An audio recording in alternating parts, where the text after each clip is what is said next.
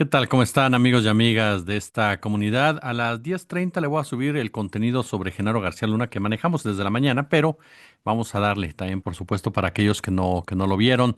9:30, ya saben que ahorita todavía esta semana y la otra, yo creo que sí, todavía la otra, me parece. Vamos a tener las entrevistas del Poder Judicial. Bueno, ya nada más esta semana, por cierto, a las 9:30. A partir de la próxima semana ya regresamos a los comentarios a las 9:30, ¿no? Para que ustedes estén pendientes de esa dinámica. Ahorita nos vamos con una mezcolanza de noticias, ¿les parece bien? Para irle dando compromiso a esta discusión, oiga, que se ha venido generando. A ver, primero que nada, seguimos con este punto de pues darle la información, actualizarle la información, ¿no? Que se ha venido dando sobre el caso de Jimena y José Muñoz. El periodista Carlos Jiménez, bueno, difundió el rostro de otro de los presuntos implicados en el asesinato de ambos funcionarios. Según la fuente, se trataría del hombre que iba manejando la motocicleta en la que presuntamente escapó el sicario tras disparar en contra de los funcionarios capitalinos. Agentes de la Fiscalía General de Justicia de la Ciudad de México obtuvieron la imagen del sospechoso gracias a una cámara de circuito cerrado ubicada en la alcaldía Iztacalco. Las imágenes confirmaron lo dicho por la titular de la Fiscalía General de Justicia de la Ciudad de México, Berta Luján, sobre que los implicados en el ataque usaron guantes, ya que en una de las imágenes de los sospechosos se le ve con ellos en las manos. ¿Qué se sabe del ataque? Bueno, lo que hemos platicado con ustedes ya en otras oportunidades. Durante la mañana del martes 20 de mayo ocurrió este ataque armado en contra de Jimena Guzmán, José Muñoz. Lamentablemente resultaron muertos. Según las investigaciones, el agresor esperó a que ambas personas se reunieran para ejecutar el ataque. Escapó a bordo de una motocicleta con apoyo de al menos otras tres personas que realizaron dos cambios de vehículo para abandonar el perímetro de la Ciudad de México y el ataque ocurrió aproximadamente a las 7 horas.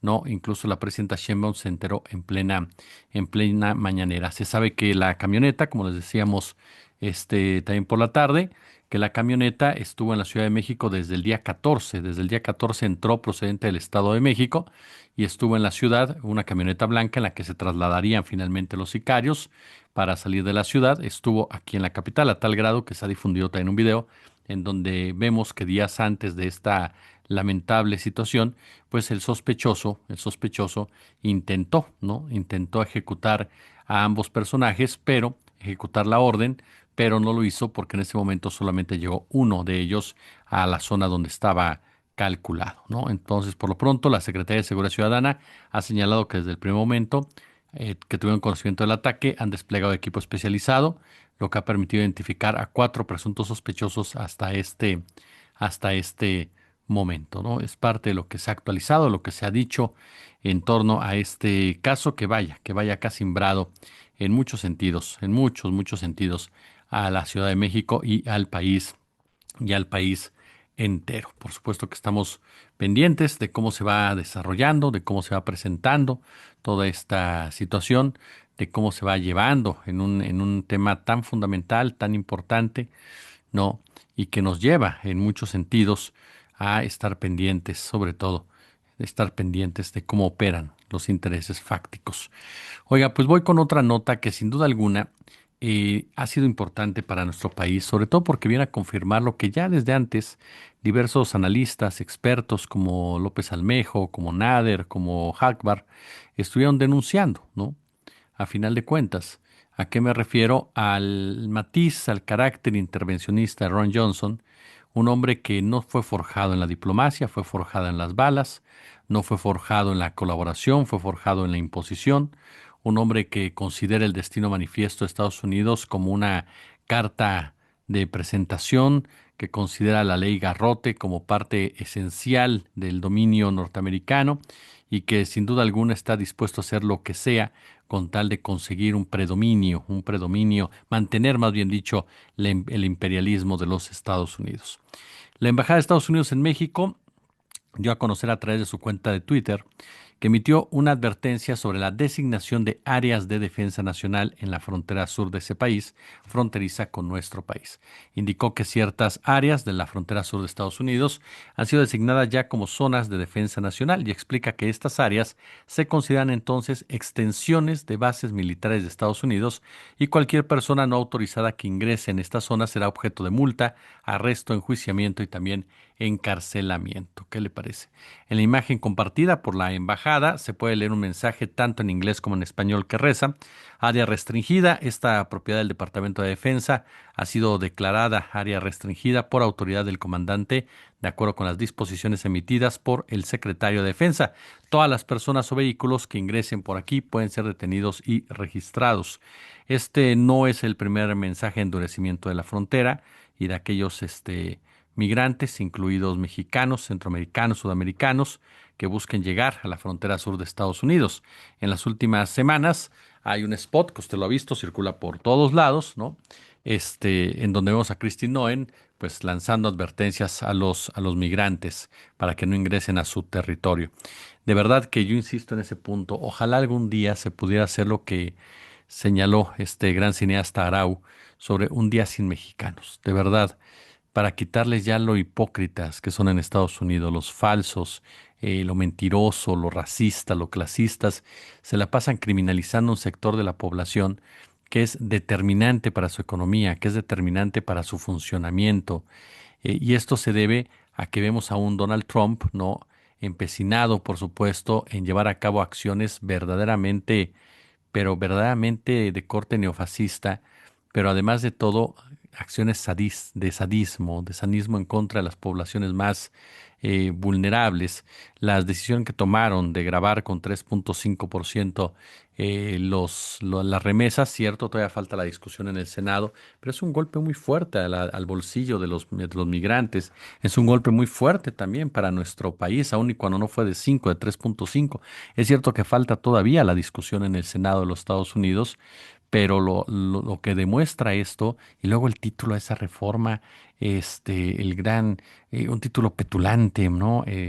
Al más puro estilo de Trump, pero lo que viene a demostrar es que además recortaron recursos del Medicaid, que tiene que ver con la atención médica pública para sus ciudadanos más pobres, recortaron dinero para las estampillas de alimentos, es decir, no les importa la pobreza, no les importa sacar adelante a las personas más desfavorecidas de Estados Unidos.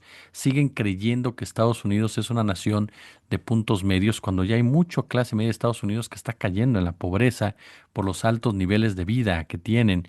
No atienden el tema inflacionario como se debería, sino que les siguen generando carga y carga y carga. Total, han de pensar, pues le toca a los consumidores, porque en sí, pues los grandes empresarios que están con Trump, los empresarios grandotes, en realidad están completamente fuera, ¿no? De cualquier lógica, están completamente fuera de cualquier rasgo de humanidad, están completamente fuera de cualquier autocrítica, se sienten emperadores, esa es la verdad, y no son tocados, no son tocados por estas medidas. Incluso todas estas medidas han buscado beneficiarlos de una forma u otra, ¿no? Todo con el afán de mejorarles condiciones de impuestos, porque al más puro estilo del régimen neoliberal, pues dicen, si los hombres de dinero no tienen problemas en ese sentido, van a generar empleo suficiente para jalar a los clase pobre y a la clase media. Es una vieja apuesta que ya ha demostrado que no funciona así, porque los empresarios, contrario de lo que pudieran pensar algunos, pues no tienen precisamente mucho amor a la patria, tienen mucho amor al dinero. Esa es la realidad. Entonces habrá que esperar, por supuesto, cómo se va dando esta situación de los Estados Unidos, pero que además viene también a marcar lo que hemos platicado en otras ocasiones, ¿no? Ahora que está de moda Antonio Gramsci, gracias a Marta Higareda, que ya nos lo explicó con peras y señales, ¿no? Con pelos y señales dirían algunos y otros con peras y manzanas. Una de las frases más conocidas por Antonio Gramsci, nacido por cierto en 1891, encarcelado por el régimen fascista de Benito Mussolini, es: el viejo mundo se muere y el nuevo tarda en aparecer. Y en ese claroscuro surgen los monstruos. Y hoy podríamos decir que es una frase profética, esa es la verdad. ¿Y por qué? Porque vemos cómo en este estertor del capitalismo, aunque a veces los imperios como el romano tardan siglos en desaparecer, pues surgen estos monstruos.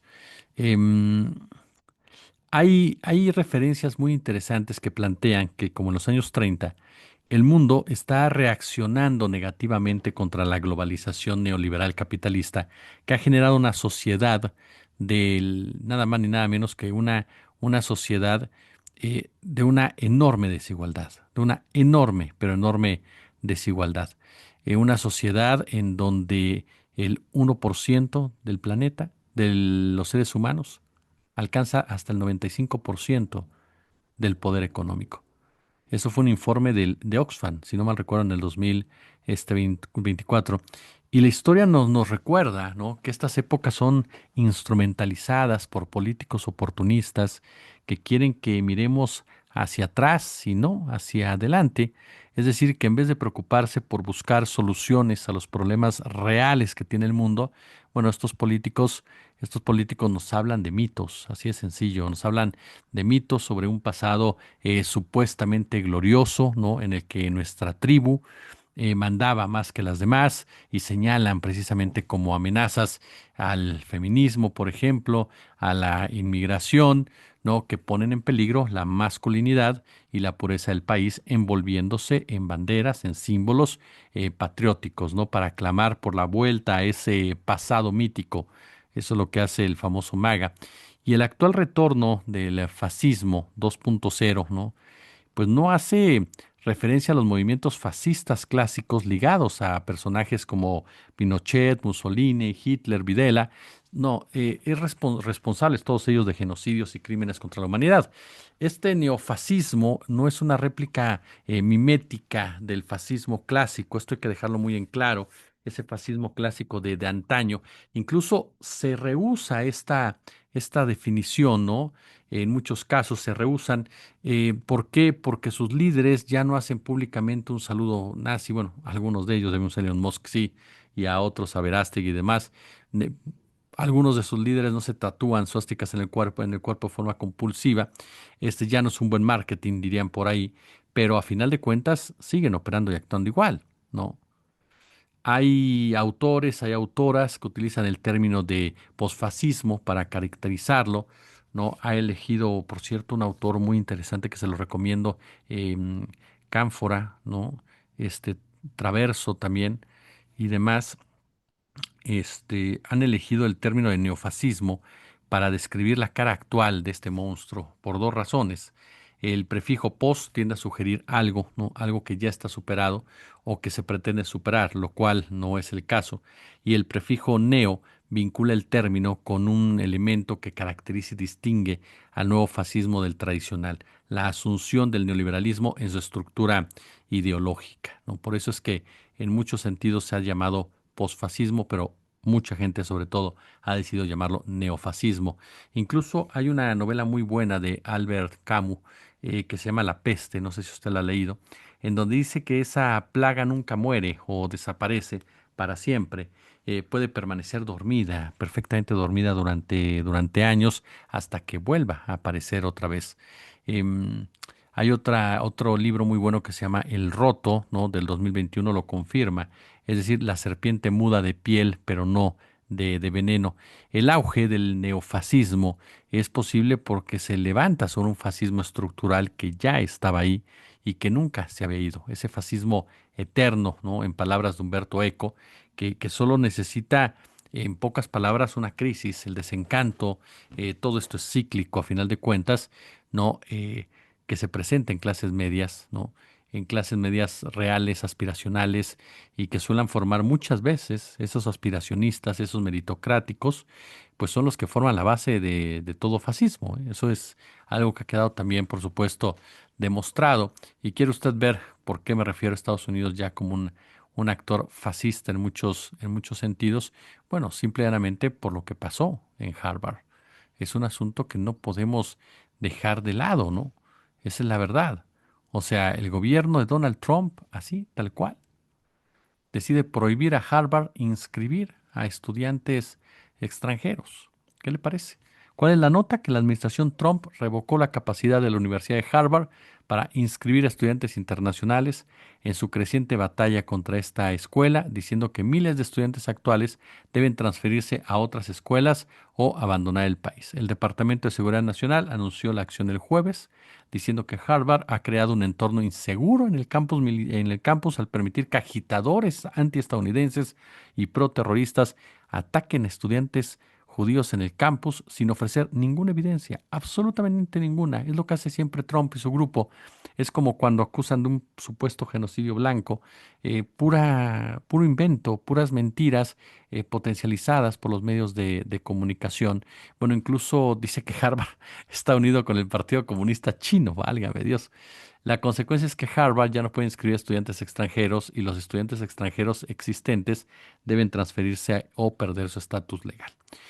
Harvard inscribe a casi 6.800 estudiantes extranjeros en su campus en Cambridge, representando más de una cuarta parte de su cuerpo estudiantil. La mayoría son estudiantes de posgrado, provienen de más de 100 países. Y bueno, eso es lo que dice Kristi Noem, una de las personas como Lili Telles. Si a Lili Telles le da a usted poder, pues sería algo similar, ¿no? Entonces, lo cierto es que Trump ha librado esta batalla en contra de Harvard, ¿no? En contra de las universidades, de las escuelas, porque a final de cuentas Estados Unidos vive una especie de desudecación, ¿no? En pocas palabras, deseducación, porque es un vocablo que no es nuevo, lo usó Noam Chomsky en un libro que publicó hace casi 20 años, y con esta noción se da a entender que una persona o un grupo humano, en lugar de ser educado, de aprender sobre la vida, de afrontar los problemas del mundo, con un acervo de perspectivas críticas, pues se le instruye con lecciones de ignorancia, de odio, de violencia, de miedo, de sed, de venganza, rechazo a los valores de solidaridad, igualdad, sentido de justicia, fraternidad, bien común, ayuda mutua, ¿no? La deseducación implica el abandono de cualquier atisbo de pensamiento crítico, la consolidación de una mentalidad clasista, racista, dicho en una palabra, deseducar es sinónimo de embrutecer. Así de claro, y eso es lo que está haciendo Estados Unidos, el gobierno de Trump con los Estados Unidos. Los quiere embrutecer aún más. Hace tiempo en Estados Unidos se vive un proceso precisamente de embrutecimiento, impulsado paralelamente por el neoliberalismo, por el neoconservadurismo, que ha llevado a que ese país tenga uno de los sistemas de educación más malos del mundo, si nos referimos a la instrucción general que llega al grueso de la población. Si la deseducación había avanzado, frase esta que parece ¿cómo se puede decir? Un oximorón, no, porque es un paso hacia atrás, hace un tiempo de educar excluyente y opresiva, propia de regímenes esclavistas, por ejemplo, ahora en tiempos de Donald Trump, pues alcanza su máxima realización para desgracia de los habitantes de los Estados Unidos. Y por eso esta lucha en contra de las universidades.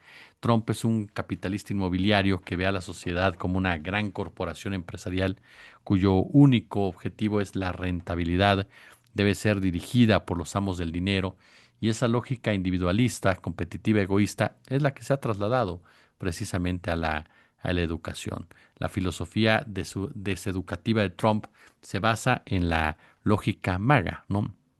En pocas palabras, en la que mm, descuella esta imposición de valores patrióticos, de valores religiosos, y se va a inculcar en todas las escuelas de Estados Unidos el amor a los héroes, a la grandeza de Estados Unidos como la nación más libre, próspera, virtuosa en la historia del mundo. Es decir, nunca lo han sido, insisto, aunque se enojen algunos, no son grandes, son grandotes, punto. Y debe regresarse a la época en que se rezaba en las escuelas. ¿Por qué? Porque dice Trump, tenemos la necesidad de enseñar a nuestra niñez a rezar en las escuelas y no a odiar a su país. ¿Qué le parece? Estamos ante un gobierno, como se los digo, sumamente peligroso, un gobierno fanático en toda la extensión, no solamente en el tema religioso, sino también en el tema, en el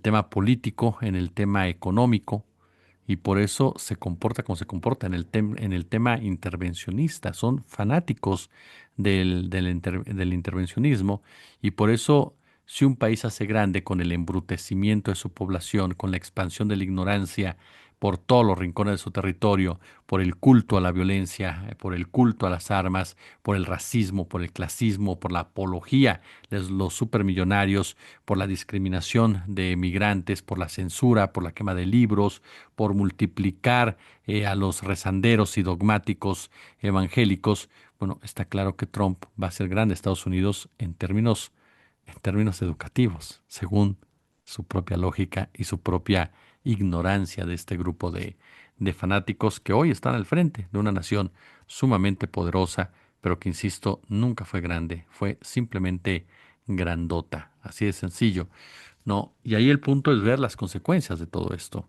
¿no? Que impactan a México, porque nos está soplando acá atrás Estados Unidos, nos está soplando, soplando y aprovechando, por supuesto, toda la situación de la violencia que se ha vivido en México. Por ejemplo, la violencia que pues, no da tregua en el oriente michoacano. Por más de 24 horas consecutivas, habitantes del municipio de Tuzantla han vivido en medio del miedo, la incertidumbre, debido a los enfrentamientos armados entre células del cártel Jalisco Nueva Generación y la familia michoacana. Las balaceras, las explosiones han mantenido a cientos de personas refugiadas en sus casas, sin acceso a víveres, agua ni ayuda de las autoridades. Mientras la violencia crece, el alcalde Fernando Campo, pues no ha emitido declaraciones ni se ha presentado para atender la crisis. En las comunidades afectadas, como Los Olivos, los pobladores describen escenas de desesperación, calles vacías, comercios cerrados, familias completas ocultas por miedo a que las balas atraviesan las endebles paredes de sus viviendas, y estamos encerrados desde hace un día entero, no podemos salir ni a comprar comida. Aquí se vive al día y hay niños, ancianos, no sabemos qué va a pasar, no hay autoridad que nos ayude, no hay soldados ni Guardia Nacional, nadie, relata un habitante que, bueno, obviamente pide permanecer en el anonimato para no ser víctima de esto. Le comento que los enfrentamientos se habrían originado por la ruptura de esta alianza previa entre los dos cárteles, que ahora se disputan el control de este territorio, ¿no? Según la versión oficial, y mientras se da esta versión oficial, la población atrapada entre el fuego cruzado, pues exige apoyo urgente de alguien, dice, de alguien para recuperar la calma. Pulgares arriba si les gustó esta cápsula, ya lo sabe, como siempre un gusto, como siempre un verdadero, pero verdadero placer, y nos vemos al ratito.